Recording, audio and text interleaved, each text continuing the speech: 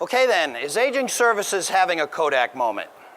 In 1976, Eastman Kodak, after a century of unprecedented growth, had 90% of the film sales and 85% of the camera sales in this country. The year before, they had developed the digital camera. They had invented the digital camera. What did they do with it? They didn't produce it because it interfered with their traditional product. It interfered with the film. So they did nothing. We know the rest of the story with the Eastman Kodak. They did get into the digital camera business, but they were too late. Someone who knew that there was an appetite for it and that it was changing quickly beat them to it, Sony. So they were never able to catch up, and that's what happened to their stock. So this next slide really is, I think, our Kodak moment. The solid curve is traditional aging, and this is what we are all responding to. This is what we have responded to. The dotted line is successful aging. Let's call it digital aging, because this we know now from researchers is possible. We have for over a century been focused on care and on comfort and security, rightly so. But now everything's changing because the researchers tell us more is possible. So this man is Dr. Joseph Coughlin. He's at the MIT Age Lab, and he issues to us a challenge, a sobering challenge, because he feels these three things. We must change. It's not going to come from within, that hurts, and a new business model is necessary. So does Colin Milner from the International Council on Active Aging. He tells us that it is an opportunity, but only if we acknowledge the potential of older adults and we do everything to empower them. Only then will it occur.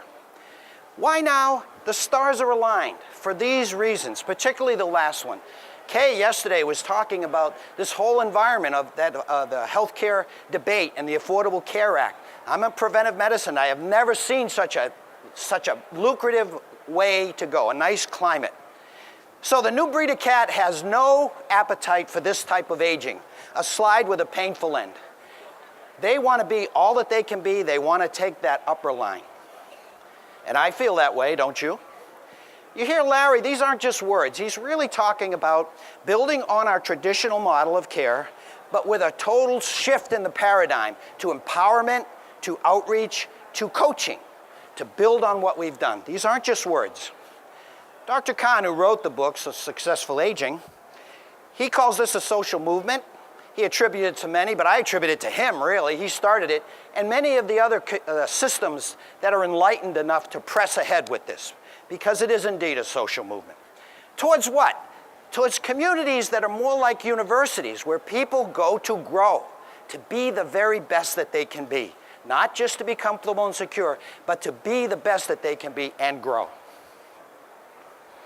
We know it's possible. In our research, what we do with our partners, we track their lifestyle that's related to successful aging. And then in all areas, social, physical, mental, and spiritual, we see growth over time in people in their 9th and 10th decade of life.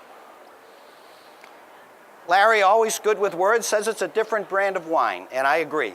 But the words do escape us when we say, what does this mean, Center for Successful Aging? The university model helps.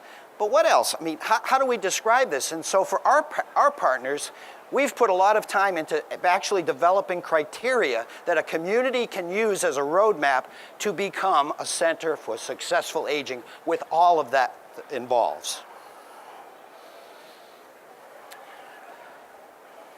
So this is the right thing to do. It's a moral imperative, but better than that, it's a differentiator to do this. And beyond that, it's this new business model that Joseph Coughlin was talking about.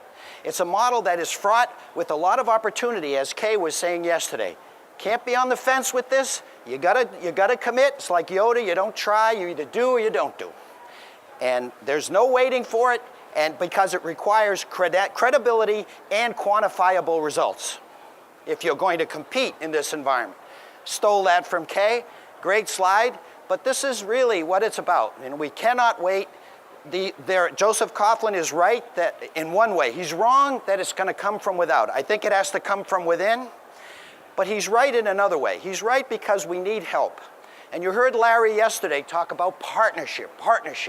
This is what we do, and I believe this is a complicated, expensive, and dynamic area, this whole area of culture and wellness.